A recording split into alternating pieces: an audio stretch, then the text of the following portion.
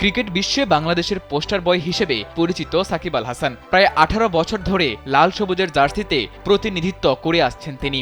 এই সময়ে ক্রিকেটের অনেক রেকর্ড তো বটেই, ক্রিকেটের বাইরেও নানা সময়ে নানা বিতর্কিত ইস্যুতে জড়িয়ে নিজেকে রেখেছেন আলোচনার শীর্ষে। জুলাই আগস্টে বৈষম্য বিরোধী ছাত্র আন্দোলনের সময় নিশ্চুপ ছিলেন সাকিব, যা নিয়ে কড়া সমালোচনা শুনতে হয় বিশ্বসেরা এই অলরাউন্ডারকে। সবশেষ রোববার সাকিবের বিরুদ্ধে গ্রেপ্তারি পরোয়ানা জারি করেছে আদালত। এমন পরিস্থিতিতে এখন অকপটেই প্রশ্ন চলে আসে, তবে কি সাকিব আল হাসানের ক্যারিয়ার এখানেই শেষ? জানা গেছে, আইএফআইসি ব্যাংকের চেক ডিজঅনার মামলায় সাকিব সহ 4 জনের বিরুদ্ধে গ্রেপ্তারি পরোয়ানা জারি করেছে আদালত। স্যান্ডেলিনা সো, রূপচর্চায় আভিজাত্য।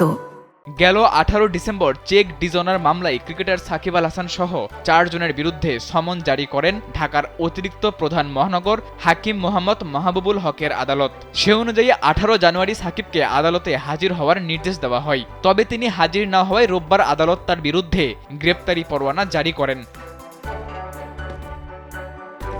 সাকিবের বিরুদ্ধে এই গ্রেপ্তারি পরোয়ানা জারি হওয়ার পরই প্রশ্ন উঠছে, তবে কি এখানেই সাকিবের আন্তর্জাতিক ক্যারিয়ারের ইতি ঘটতে চলেছে? কারণ যেই চ্যাম্পিয়ন্স ট্রফি খেলে সাকিবের অবসরে যাওয়ার কথা, সেই টুর্নামেন্টেও যে খেলা হচ্ছে না তার। বোলিং নিষেধাজ্ঞায় পড়ার কারণে শুধু ব্যাটার সাকিব আল হাসানকে দলে রাখেনি গাজী আশরাফ হোসেন লিপুর নির্বাচক প্যানেল।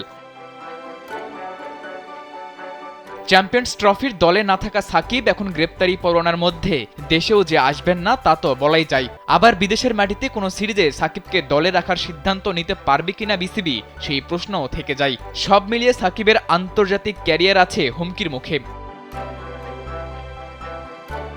সাকিব আল হাসানের মতো বিশ্বসেরা একজন ক্রিকেটারের শেষটা হওয়ার কথা ছিল বেশ রঙিন, কিন্তু ক্যারিয়ারের শেষ প্রান্তে এসে সাকিবের কিছু সিদ্ধান্ত তার ক্যারিয়ারের শেষটাকে আজ এতটা ধূসর করেছে।